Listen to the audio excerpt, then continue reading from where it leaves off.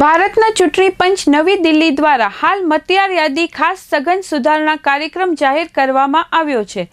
જે અંતર્ગત મુખ્ય નિર્વાચન અધિકારી શ્રી ગુજરાત રાજ્યની સૂચના અન્વયે અને જિલ્લા ચૂંટણી અધિકારી અને કલેક્ટર શ્રી કચ્છના માર્ગદર્શન તળે ભુજ મામલતદાર કચેરી શહેર તથા ગ્રામ્ય ખાતે 2 દિવસીય ખાસ કેમ્પનું આયોજન કરવામાં આવ્યું છે,